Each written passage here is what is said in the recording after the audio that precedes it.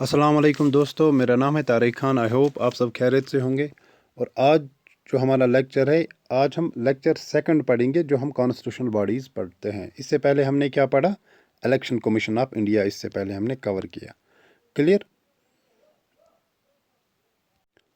और आज का जो हमारा दोस्तों टॉपिक है ये है comptroller and auditor general of India, जिसको हम कैग भी कहते हैं। क्लियर? अब यहाँ पे कुछ चीज़ें आपको दोस्तों समझनी है कि हमने क्या देखा कि इंडिया के केस में हमने क्या देखा कि कॉन्स्टिट्यूशन ऑफ इंडिया जो है ये सुप्रीम है इंडिया में। क्लियर? क्योंकि जो भी इंस्टीट्यूशंस है, चाहे पार्लियामेंट है, चाहे हाई कोर्ट है, सुप्रीम कोर्ट है, चाहे इलेक्शन कमीशन ऑफ इंडिया है, या बाकी कॉन्स्टिट्यूशनल बॉडीज़ है, जो भी है, ये सारे जो अपने पावर्स को डिराइव करते हैं, वो करते हैं कहाँ से derive? That is constitution of India. और ये कॉन्स्टिट्यूशन क्या है? ये एक कॉन्ट्रैक्ट है, सोशल कॉन्ट्रैक्ट है, और जिसको बनाया है किसने? लोगों ने। और लोगों ने इसको कैसे बनाया? लोगों ने अपने नुमाइंदे चुने, यानी अपने रिप्रेजेंटेटिव चुने, जिसको हम कॉन्स्टिट्यूएंट असेंबली कहते हैं, और उन्होंने इस कॉन्स्टिट्यूशन को बनाया। यानी डायरेक्टली और इनडायरेक्टली ये जो कॉन्स्टिट्यूशन है ये इंडिया के लोगों ने बनाया है। क्लियर? और उन किन्हों ने बनाया? उन मेंबर्स ने जिनको लोगों ने उस टाइम पे कॉन्स्टिट्यूएंट असेंबली को चुना, और उन्होंने हमारे इंडियन कॉन्स्टिट्यूशन को फ्रेम किया। तो इसलिए जब भी हम प्रीएम्बल पढ़ते हैं, हम क्या पढ़ते हैं उसमें? We the people of India have solemnly resolve to constitute India into sovereign socialist secular, जो भी है उसमें। तो हम ये कहते हैं कि हमने सीरियसली अपने इस इंडिया को सॉवरेन बनाया, सोशलिस्ट बनाया। तो ये अथॉरिटी कहाँ से अब डिराइव होती है इंडिया के कॉन्टेक्स्ट में? जो भी इंस्टीट्यूशन है, तो यहाँ पे सुप्रीम अथॉरिटी जो है that is constitution of India. इसीलिए कोई भी इंस्टीट्यूशन हो इंडिया के केस में, चाहे पार्लियामेंट हो, चाहे हाई कोर्ट हो, सुप्रीम कोर्ट हो, बाकी कॉन्स्टिट्यूशनल बॉडीज़ हो, इलेक्शन कमीशन ऑफ इंडिया हो, जो भी यहाँ पे इंस्टीट्यूशंस है, सारे जो है सारे अपहोल्ड करना चाहते हैं इस कॉन्स्टिट्यूशन को, ताकि इस कॉन्स्टिट्यूशन की वायलेशन ना हो, ताकि जो कॉन्स्टिट्यूशन में प्रिंसिपल्स है उनके हिसाब से कंट्री को गवर्न करते हैं। तो हर एक इंस्टीट्यूशन जो इंडिया में है, चाहे ऑफिस है कोई, चाहे इंस्टीट्यूशन है कोई, तो हर एक इंस्टीट्यूशन अपने अपने डोमेन में इंडिया के कॉन्स्टिट्यूशन को अपहोल्ड करता है। इंडिया के कॉन्स्टिट्यूशन के तौर तरीक़ों के बिना पे कंट्री को गवर्न करता है। अब जब हम फाइनेंशियल एडमिनिस्ट्रेशन की बात करते हैं, क्योंकि फाइनेंशियल एडमिनिस्ट्रेशन का मतलब क्या होता है कि जो भी फाइनेंस रिलेटेड चीज़ें हैं इंडिया के कॉन्टेक्स्ट में, जब हम फाइनेंशियल एडमिनिस्ट्रेशन की बात करते हैं, तो फाइनेंशियल एडमिनिस्ट्रेशन का जो कंसेप्ट है दोस्तों, यहाँ पे रोल आता है कैग का, यानी comptroller and auditor general of India का रोल आता है। रोल क्या आता है कैग का? कैग का यही रोल आता है कि the role of the CAG is to uphold the constitution of India और लॉज ऑफ पार्लियामेंट जो होंगे in the field of financial administration. Clear? यानी the role of Comptroller and Auditor General of India is to uphold the Constitution of India and the laws of Parliament in the field of financial administration।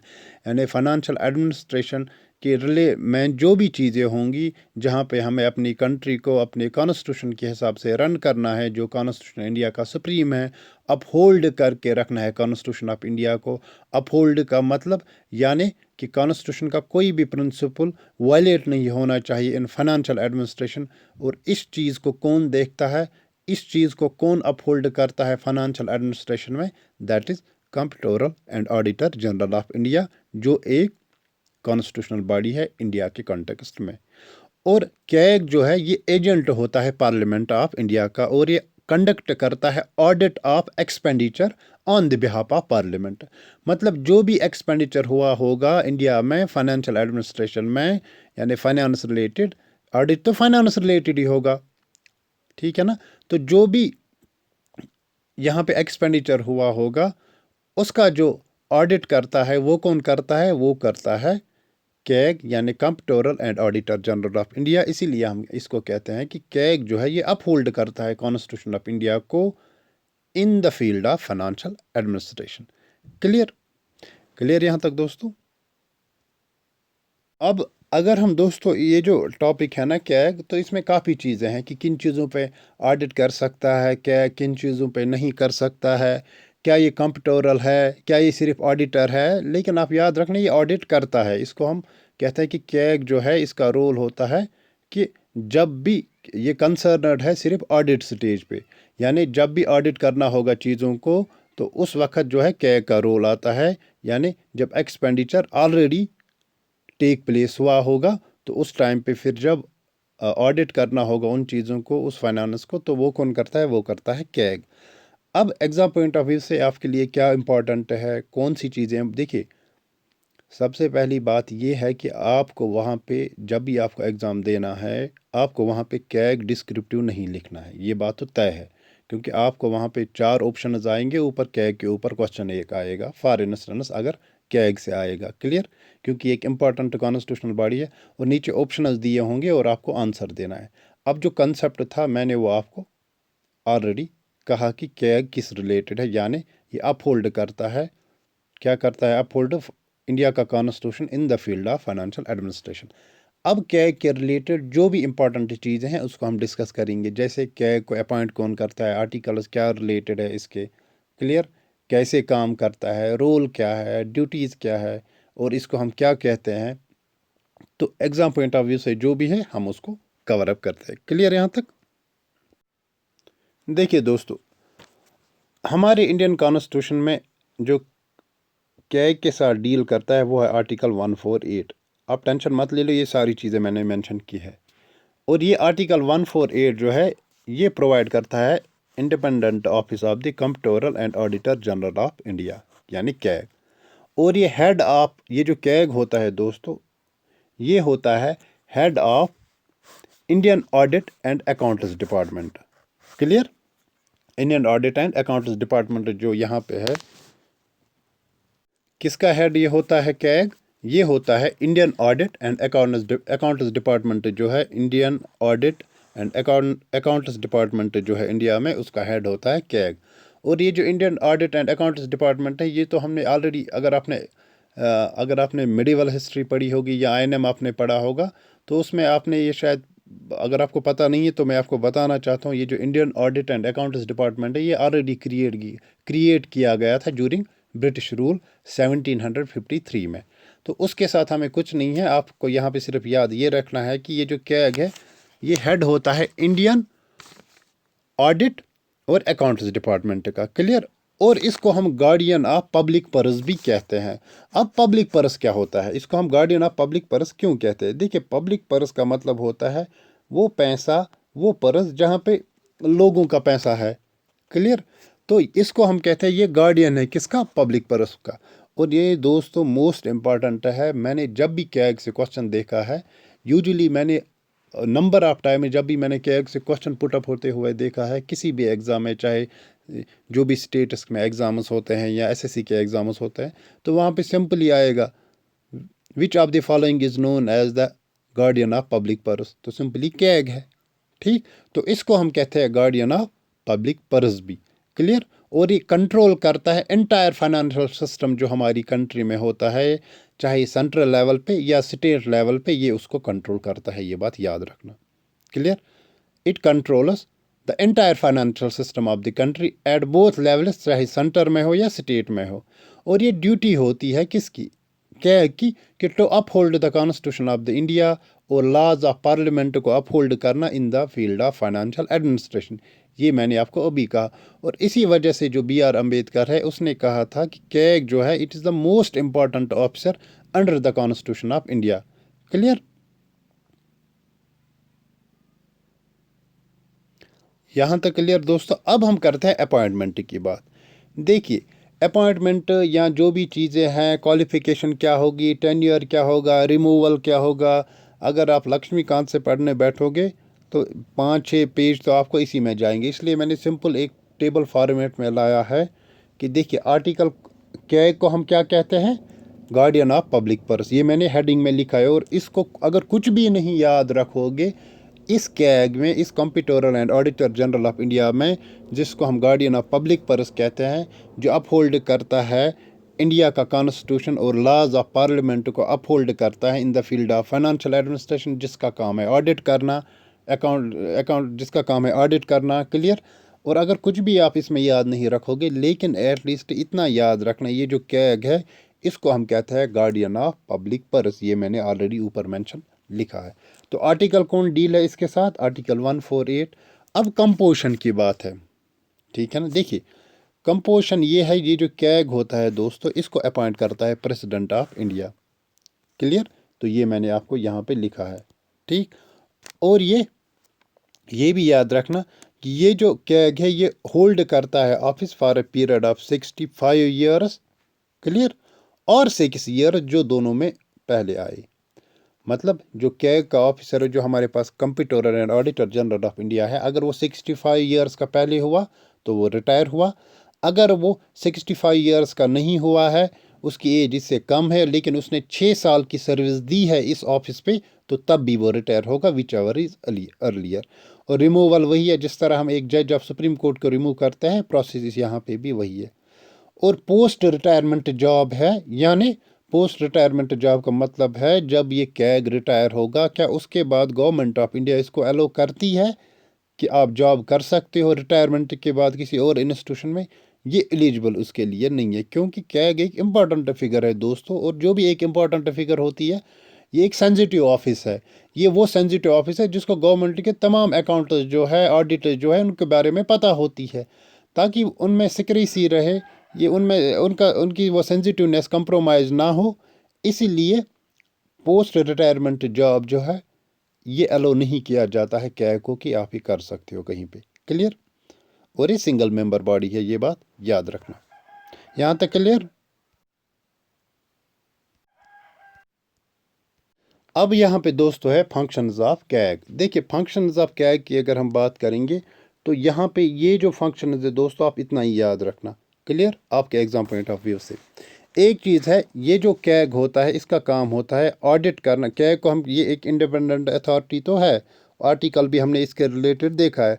और ये जो CAG होता है ये head of Indian audit and accounts department होता है, जिसको हम chief guardian of public purse भी कहते हैं। क्लियर? और ये जो कैग होता है दोस्तों, ये ऑडिट करता है अकाउंट्स रिलेटेड टू जो भी एक्सपेंडिचर होगा, कहाँ से? कंसोलिडेटेड फंड ऑफ इंडिया से, या कंसोलिडेटेड फंड ऑफ इंडिया जो है, या कंसोलिडेटेड फंड ऑफ स्टेट का जो होता है कंसोलिडेटेड फंड, या कंसोलिडेटेड फंड होगा उन यूटीज़ का जहाँ पे लेजिस्लेटिव असम्बलीज है। यानी कंसोलिडेटेड फंड चाहे स्टेट का हो, सेंटर का हो, या उन यूटीज़ का जहाँ पे लेजिस्लेटिव असम्बलीज है, उनके अकाउंट्स को जो ऑडिट करता है वो करता है कौन? That is CAG. एक तो ये चीज़ आप याद रखना। और ये जो है कॉन्टीजेंसी फंड ऑफ रिलेटेड जो भी एक्सपेंडिचर होगा उसका ऑडिट भी करेगा कैग। और कैग एडवाइस करता है प्रेसिडेंट को with regard to the prescription on form in which accounts of the centre and state shall be kept. तो ये एडवाइस जो भी फाइनेंशियल रिलेटेड होगी, तो कैग का ये भी काम होता है। तो फर्स्ट, सेकंड, थर्ड, फोर्थ आप ज़्यादा याद रखना, ये इंपॉर्टेंट है आपके एग्जाम पॉइंट ऑफ व्यू से। अब यहाँ पे दोस्तों कुछ चीज़ें हैं। देखिए यहाँ पे कंसोलिडेटेड फंड ऑफ इंडिया आया, कॉन्टीजेंसी फंड ऑफ इंडिया आया। इसमें आप कंफ्यूज नहीं होना कि कैग क्यों करता है। ये कंसोलिडेटेड फंड ऑफ इंडिया क्या भला होती है, कॉन्टीजेंसी फंड ऑफ इंडिया क्या भला होती है, जिनके अकाउंट्स को ऑडिट करता है कैग। दोस्तों एक्चुअली मैंने आपको लास्ट टाइम भी समझाया था, पता नहीं आपको याद होगा कि नहीं होगा, मैं अब फिर से रिपीट करूँगा। मैंने आपको कहा था कि अंडर आर्टिकल 112 इंडिया का जो बजट है वो इंडिया का बजट हमें इंडियन कॉन्स्टिट्यूशन में मेंशन है। Budget as such word Indian constitution में मेंशन नहीं है, बट वी हैव आर्टिकल 112 जिसको हम एनुअल फाइनेंशियल स्टेटमेंट भी कहते हैं। क्लियर? और जब भी गवर्नमेंट ऑफ, एक बजट क्या होता है एक लेमन्स लैंग्वेज में, कि गवर्नमेंट को कितना खर्च करना है अपने लोगों पे और इनकम कितनी जनरेट करनी है, ये होता है बजट। इसके लिए जो पॉलिसी बनती है, बजट बनता है, उसको हम कहते हैं बजट। और ये 1 अप्रैल से 31 मार्च तक होता है। क्लियर? तो ये एक मोटी मोटी चीज़ें हैं बजट की। ये तो आप इकॉनमी में, जो आपको इंडियन इकॉनमी, और आपको ये पढ़ना ही पढ़ना है, फिजिकल पॉलिसी आपको इंडियन इकॉनमी में पढ़नी ही पढ़नी है, और वहाँ से क्वेश्चन पुट अप आपके एग्जाम में हो सकते हैं। तो फिलहाल आप यहाँ पे याद रखो, जब हमने ये पढ़ा था बजट के बारे में, यानी एनुअल फाइनेंशियल स्टेटमेंट के बारे में, यानी आर्टिकल 112 के तहत जो आता है that is annual financial statement.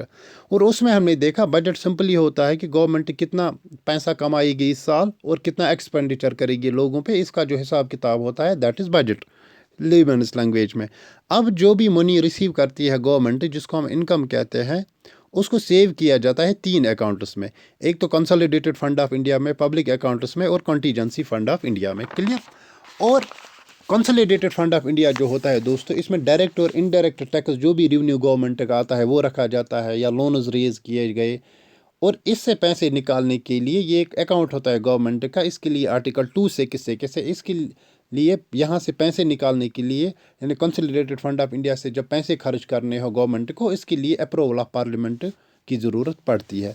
इसी तरीके से है पब्लिक अकाउंट्स फंड, जिसको हम नेशनल इन्वेस्टमेंट फ़ंड भी कहते हैं। ये टेम्परेरी फंड होता है, यानी डिज़ास्टर के लिए जो चीज़ें लगती है, नरेगा फंड इसमें आएगा, डिफेंस फंड आएगा, बाकी चीज़ें इसमें पार्लियामेंट की अप्रूवल की ज़रूरत नहीं पड़ती है, और ये भी आर्टिकल 2 से किस में आता है। फिर है कॉन्टीजेंसी फ़ंड। कॉन्टीजेंसी फ़ंड होता है गवर्नमेंट के पास वो अकाउंट, इसमें वो पैसे रखे जाते हैं, और इसको कैसे निकाला जाएगा, इन पैसों को, जो भी गवर्नमेंट की इनकम आती है इसमें अगर यहाँ से विड्रा करना होगा पैसा, तो कंटीजेंसी फ़ंड दोस्तों होगा कि जब भी कोई अनफॉर्सिन सर्कमस्टेंसेस क्रिएट होगी कि गवर्नमेंट को लगा पैसों की ज़रूरत है, उस टाइम प्रेसिडेंट क्या करेगा, अंडर प्रेसिडेंट जो ऑपरेट करता है फाइनेंशियल सेक्रेटरी, यहाँ से पैसे निकाले जाते हैं, यहाँ पे अप्रूवल की ज़रूरत नहीं होती। अब मैं 5G की स्पीड से इस कंसोलिडेटेड फंड, इस कंटीजेंसी फंड या इस पब्लिक अकाउंट्स फंड के मैं क्यों चल रहा हूँ, क्योंकि ये तो इकॉनमी का टॉपिक है, ये तो मेरा डोमेन है ही नहीं। हमें यहाँ पे कॉन्स्टिट्यूशनल बॉडीज़ है और ख़ास तौर पर कैग हमें यहाँ पे कवर करना है। तो मैंने सोचा आप यहाँ पे कंफ्यूज ना हो जाओ, बल्कि जो भी चीज़ें accounts consolidated fund of India से पैसे निकाले गए या कॉन्टीजेंसी से, उनका ऑडिट जो करेगा वो करेगा कैग, यानी कंप्यूटरल ऑडिटर जनरल ऑफ इंडिया। और दोस्तों यहाँ पे एक पॉइंट भी याद रखना कि कैग जो है इसका काम है सिर्फ ऑडिट का, यहाँ पे कि CAG has no role over the issue of money withdrawn या from the consolidated fund of India, क्योंकि कैग का सिर्फ काम तब आता है, कब आता है, CAG is concerned only at the audit stage. ये बात याद रखना आप, क्लियर। और कैग सबमिट करता है अपना ऑडिट रिपोर्ट फिर प्रेसिडेंट को, जो फिर प्रेसिडेंट इसको सबमिट कहाँ पे करता है, पार्लियामेंट पे, clear. CAG also act as guide friend philosopher of public accounts committee, clear. ये बात भी याद रखना। जो 7वां पॉइंट है ये भी मोस्ट इंपॉर्टेंट है। एक तो ये गार्डियन ऑफ पब्लिक पर्स है कैग, और ये गाइड फ्रंट फिलोसफर है जो पब्लिक अकाउंट्स कमेटी पार्लियामेंट में होती है, डिफरेंट कमेटीज़ पार्लियामेंट में होती है जिनको डिफरेंट काम असाइन किया गया होता है। एक कमेटी होती है पब्लिक अकाउंट्स कमेटी, तो उसका जो गाइड फ्रंट या फिलोसफर होता है वो होता है कैग, क्लियर। तो ये सारी चीज़ें थी दोस्तों जो आपके एग्जाम पॉइंट ऑफ व्यू से इंपॉर्टेंट थी। अब यहाँ पे दोस्तों हम MCQs करते हैं। देखिए first MCQ is which article in constitution of India provides for the CAG, यानी कैग के साथ कौन सा आर्टिकल डील करता है। तो इसको पास करो और आंसर दे दो इस क्वेश्चन। सिंपल ये दोस्तों, अभी तो हमने पढ़ा आर्टिकल 148, क्लियर। ए है इसका answer. Who appoints the CAG, clear. CAG को कौन अपॉइंट करता है, प्रेसिडेंट ऑफ इंडिया, डी है इसका answer. What is the tenure of the office of the comptroller and auditor general of India, simply या तो 6 साल या तो 65 ईयर्स, तो बी है इसका answer. To whom comptroller and auditor general of India submits his resignation letter, किसको, अगर कैग को रिजाइन करना होगा तो किसको रिजिग्नेशन देगा, तो जो इसको अपॉइंट करता है यानी प्रेसिडेंट ऑफ इंडिया को रिजिग्नेशन देगा, ठीक। How can the comptroller and auditor general of India removed from his post, by the same process as the जज ऑफ सुप्रीम कोर्ट, सॉरी, यानी ए है इसका आंसर।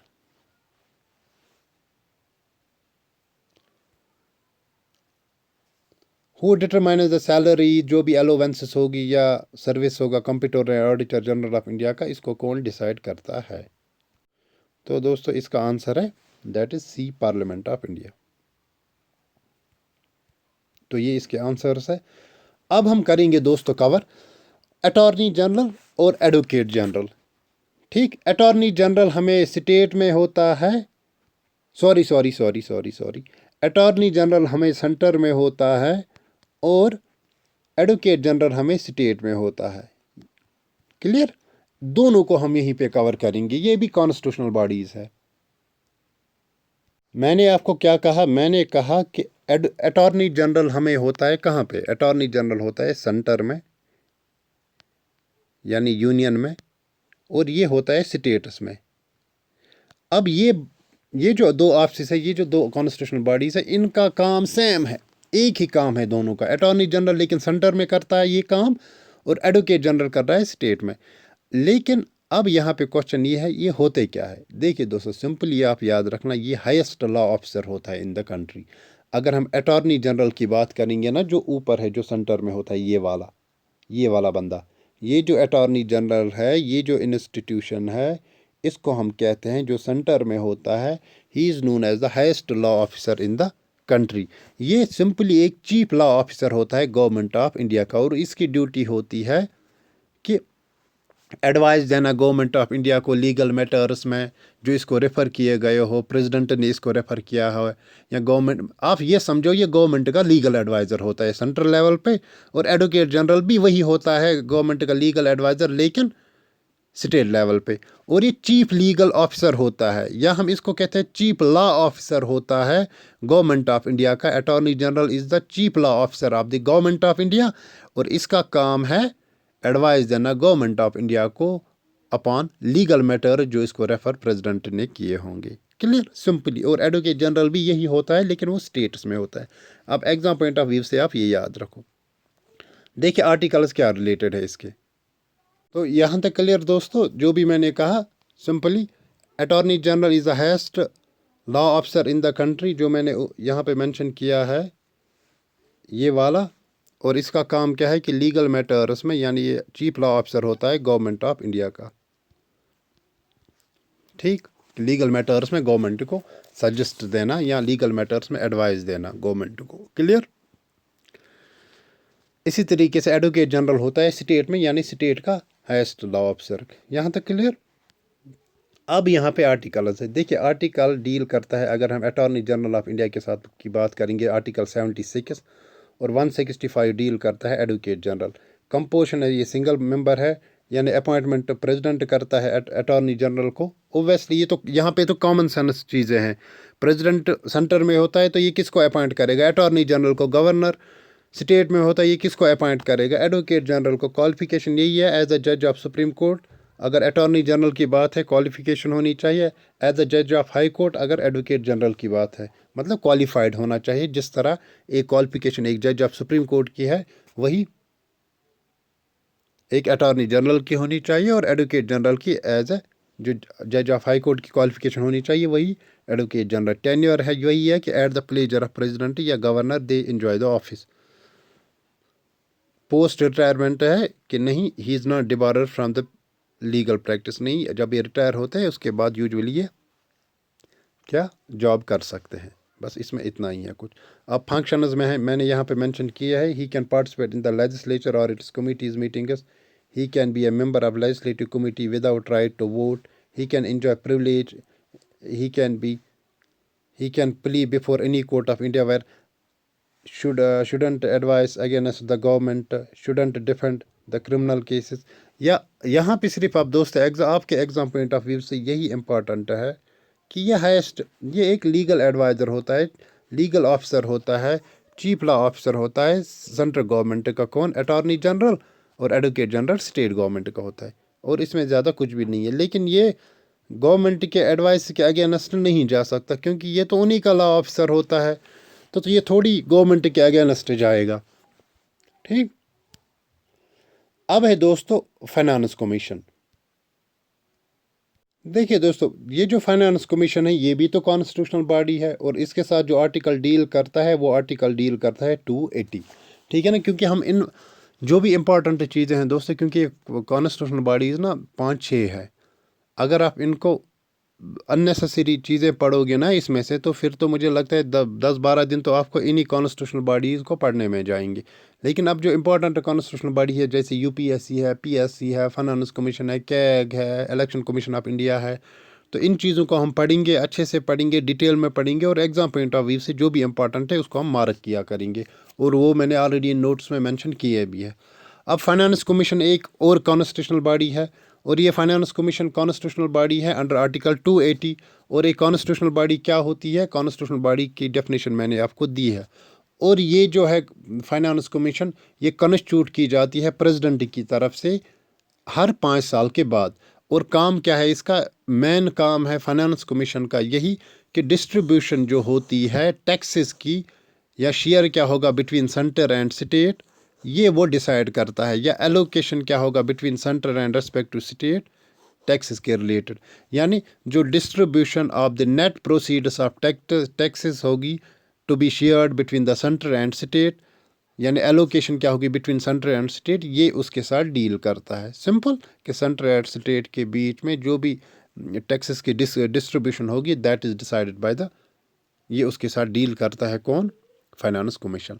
अब एग्जाम पॉइंट ऑफ व्यू से एक तो आप आर्टिकल याद रखो और आप ये याद रखो जो डिस्ट्रीब्यूशन ऑफ नेट प्रोसीडर्स होती है टैक्सेस की, यानी टैक्स जो होते हैं ना गवर्नमेंट की जो इनकम होती है उनका शेयर क्या होगा सेंटर और स्टेट्स के बीच में, ठीक है ना, ये उसके साथ डील करती है फाइनेंस कमीशन।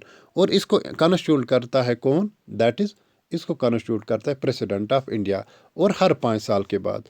और फाइनेंस कमीशन क्या होता है, एक तो हमें चेयरमैन यहाँ पे देखने को मिलता है प्लस 4 अदर मेंबर्स हमें इसमें देखने को मिलते हैं जिनको अपॉइंट करता है प्रेसिडेंट ऑफ इंडिया। क्लियर यहाँ तक? ठीक, तो चलिए हम इसको पढ़ लेते हैं। और दूसरी बात दोस्तों याद रखना, जब कमीशन हो, ये जो फाइनेंस कमीशन होता है ये रिकमेंडेशन जो होता है ये प्रेसिडेंट को देता है। क्लियर? किस रिलेटेड, ये मतलब क्योंकि कॉन्स्टिट्यूट इसको प्रेसिडेंट ही करता है, किसको, फाइनेंस कमीशन को।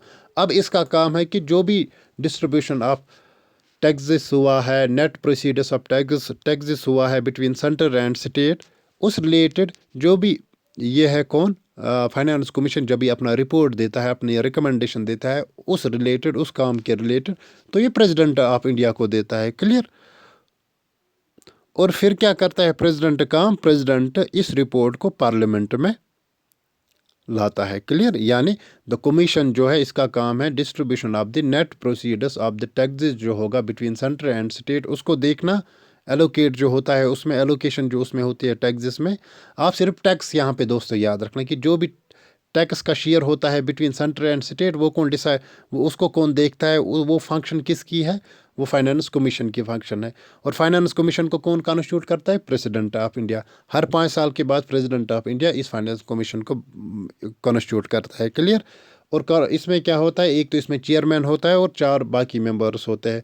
और जब ये जो फंक्शन दी गई है इस कमीशन को कि आप शेयर देख लो between centre and state taxes के रिलेटेड, फिर ये इसकी जो रिकमेंडेशन है, इसका ये जो रिपोर्ट है, इसके बारे में एक रिपोर्ट बनाता है फाइनेंस कमीशन, फिर प्रेसिडेंट को ये रिपोर्ट सबमिट करती है। और फिर प्रेसिडेंट किसको सबमिट करती है रिपोर्ट, पार्लियामेंट ऑफ इंडिया को। क्लियर? यानी हम यहाँ पे समझेंगे फाइनेंस कमीशन जो होता है टैक्स रिलेटेड जो भी होगा, सेंटर टैक्स का शेयर जो होगा सेंटर एंड स्टेट, इसके रिलेटेड फाइनेंस कमीशन रिपोर्ट बनाती है, रिकमेंडेशन देती है प्रेसिडेंट ऑफ इंडिया को। और प्रेसिडेंट फिर कहाँ पे इसको देती है, president lays it before the both the houses of parliament. Clear? तो ऐसी चीज़ें रन होती है। अब यहाँ पे कुछ चीज़ें हैं, देखिए आर्टिकल है 280। क्लियर? कंपोजिशन डिटरमाइन करता है प्रेसिडेंट इसका, लेकिन अभी हमारे पास एक तो चेयरमैन है प्लस है 4 अदर मेंबर्स। ठीक, अपॉइंटमेंट इसकी होती है प्रेसिडेंट ऑफ इंडिया की तरफ से। क्वालिफिकेशन पार्लियामेंट डिसाइड करता है। टेन्योर होती है अपॉइंटेड वंस इन 5 साल में, ये एक बार कॉन्स्टिट्यूट किया जाता है। रिमूवल, ये सिंपली एक टेम्परेरी बॉडी है क्योंकि 5 साल के बाद ये तो नई बॉडी बनती है। ठीक, अब यहाँ पे फंक्शन है, देखिए आर्टिकल 280 जो इसके साथ डील करता है कानून, वो प्रोवाइड करता है कि ये कैसी जुडिशल बॉडी है और ये कॉन्स्टिट्यूट की जाती है प्रेसिडेंट ऑफ इंडिया की तरफ से हर 5 साल के बाद। ठीक, फाइनेंस कमीशन जो होता है इट कंसिस्ट ऑफ चेयरमैन और 4 other members to be appointed by the president of India, जो मैंने आपको पहले ही कहा। और फंक्शंस क्या है इसके, इसके फंक्शंस में ये है कि distribution of net procedures of taxes जो होगा बिटवीन सेंटर एंड स्टेट, ठीक, इसको डिसाइड करता है कौन, यही। और बाकी ये फंक्शंस, लेकिन मैं ना फंक्शन पहली फंक्शन याद रखना। क्लियर? तो इसमें यही है एग्जाम पॉइंट ऑफ व्यू से, आप एक तो आप पहली वाली फंक्शन याद रखना। ठीक, और दूसरी बात ये टेबल आप बराई मेहरबानी अच्छे से याद करना इसका, क्योंकि यहाँ से क्वेश्चन आ सकता है कि who appoints the finance commission, article कौन डील करता है इसके साथ, या टेन्योर क्या होती है, हर 5 साल में ये बनाया जाता है। ठीक, उसके बाद है दोस्तों यूनियन पब्लिक सर्विस कमीशन। देखिए यूनियन पब्लिक सर्विस कमीशन की जब हम बात करते हैं, देखिए यूनियन पब्लिक सर्विस कमीशन जो है ये भी एक कॉन्स्टिट्यूशनल बॉडी। अब इसका काम हम देख लेते हैं और आर्टिकल इसके रिलेटेड क्या है। देखिए, union public service commission article 215 से लेकर 223 तक आती है। कंपोजिशन एक तो इसमें चेयरमैन होता है और बाकी मेंबर जिनको डिटरमाइन करता है प्रेसिडेंट ऑफ इंडिया। अपॉइंटमेंट भी प्रेसिडेंट करता है इनको।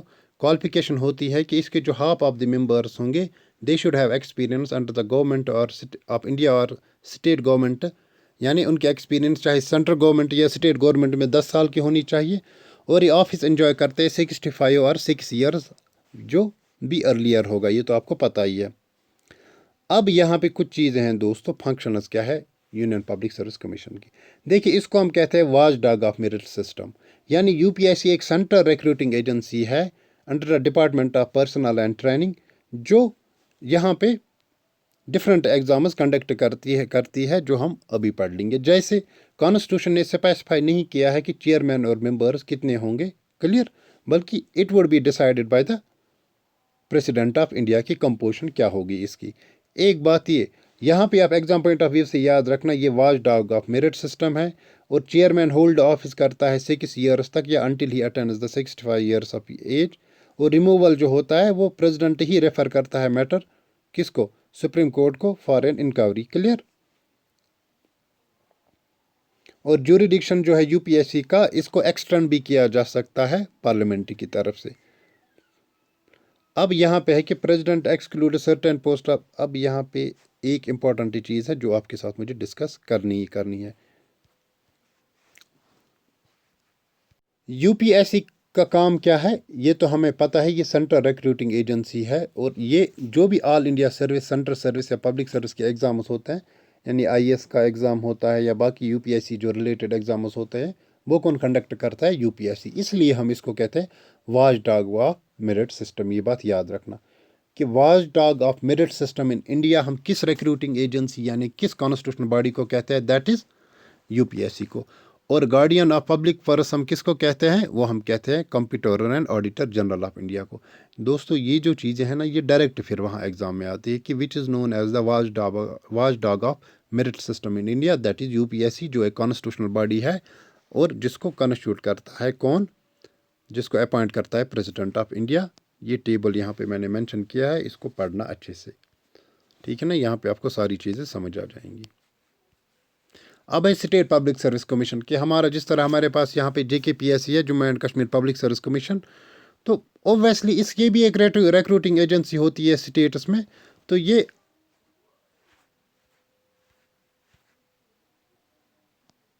और यहाँ पे दोस्तों कंफ्यूज नहीं होना, ठीक है ना। मैंने आपको कहा था कि आर्टिकल जो डील करते हैं यूपीएससी के साथ सेंट्रल लेवल पे यूनियन पब्लिक सर्विस कमीशन के साथ, आर्टिकल 315 एंड 2323, ठीक है ना। तो यहाँ पे भी पीएससी के केस में भी सेम सेट ऑफ आर्टिकल्स है, क्लियर, इसलिए टेंशन नहीं लेना, ये सेम है।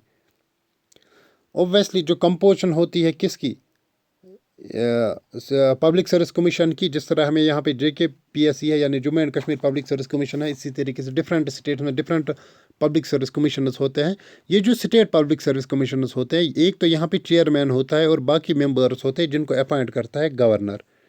एक बात याद ये रखना।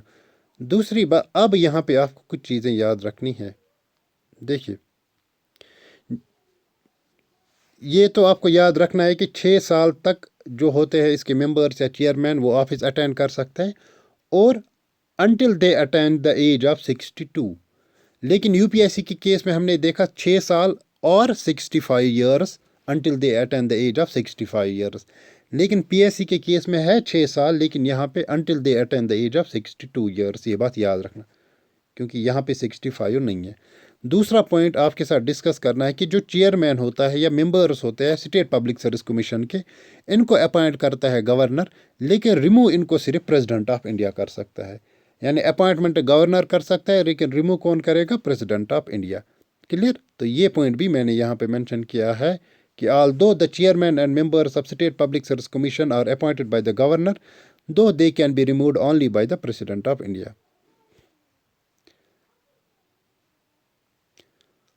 Although the chairman and the members of State Public Service Commission are appointed by governor, though they can be removed only by the president and not by the governor. यानी अपॉइंटमेंट जो है वो गवर्नर करता है state public service commission के members की, लेकिन president इनको रिमूव कर सकता है, गवर्नर नहीं कर सकता। क्लियर?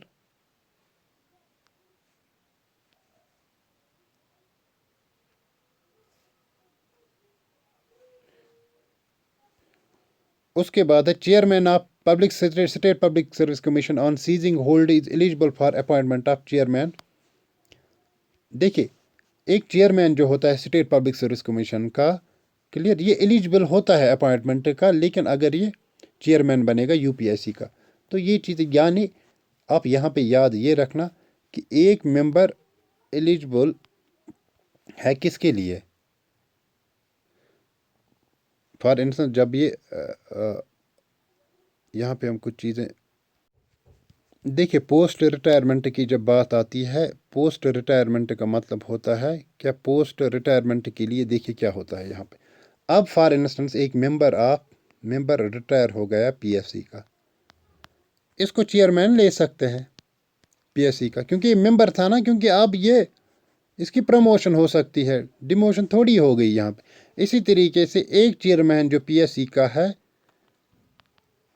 ये फिर बन सकता है यूपीएससी का भी चेयरमैन। तो ख़ास तौर पर ये आपके एग्ज़ाम पॉइंट ऑफ व्यू से उतने इम्पॉर्टेंट नहीं है। जो इम्पॉर्टेंट है आपके लिए, that is UPSC, that is watchdog of merit system in India. अब हमें यहाँ पे जेकेपीएससी है, Jammu and Kashmir public service commission, इसलिए आपको कंपोजिशन पता होनी चाहिए कि गवर्नर अपॉइंट करता है, लेकिन इनके मेंबर्स को रिमूव कर सकता है कौन, प्रेसिडेंट ऑफ इंडिया, गवर्नर नहीं कर सकता। बाकी कुछ खास इसमें नहीं है। इसी तरीके से जॉइंट पब्लिक सर्विस कमीशन जो होता है, जॉइंट पब्लिक सर्विस कमीशन का मतलब होता है कि एक या दो स्टेट्स के लिए भी एक ही पब्लिक सर्विस कमीशन होगा। ठीक जिस तरह हमें जम्मू एंड कश्मीर के लिए पब्लिक सर्विस कमीशन यहाँ पे है, क्लियर। इसी तरीके अगर दो स्टेट्स या दो से ज़्यादा स्टेट्स के लिए एक ही पब्लिक सर्विस कमीशन हो, उसको हम कहते हैं joint state public service commission, यानी JSPSC for 2 or more states, where the UPSC and the state public service commission are created directly by the constitution. हमने जब यूपीएससी पढ़ा, हमने जब स्टेट पब्लिक सर्विस कमीशन पढ़ा, हमने उसमें क्या पढ़ा दोस्तों, हमने क्लियरली उसमें ये पढ़ा कि दे आर कॉन्स्टिट्यूशनल बॉडीज़, और वो कॉन्स्टिट्यूशन में मेंशन है हमें, और उसके लिए आर्टिकल्स भी हमने देखे। लेकिन जो जॉइंट पब्लिक सर्विस कमीशन है, they are not created directly by the constitution, बल्कि इसको क्रिएट किया गया है by an act of parliament, इसको बना सकते हैं। क्लियर? यानी मैंने आपको कहा स्टेट पब्लिक सर्विस कमीशन और यूनियन पब्लिक सर्विस कमीशन एक कॉन्स्टिट्यूशनल बॉडी है, क्योंकि इनके आर्टिकल्स, रिलेटेड आर्टिकल्स हमें कॉन्स्टिट्यूशन में मेंशन है। कंपोजिशन क्या होगी, अपॉइंट कौन करेगा, गवर्नर, प्रेसिडेंट वगैरह जो भी है, जो हमने अभी पढ़ा। लेकिन दूसरा एक होता है joint state public service commission, जो दो या दो से ज़्यादा स्टेट्स के लिए लाया जाएगा। क्लियर? जो एक रिक्रूटिंग एजेंसी होती है स्टेट में। क्लियर? जिस तरह हमें पीएससी है यहाँ पे। लेकिन यहाँ पे क्या है कि joint state public service commission जो होती है, ये क्रिएट की जा सकती है by an act of parliament.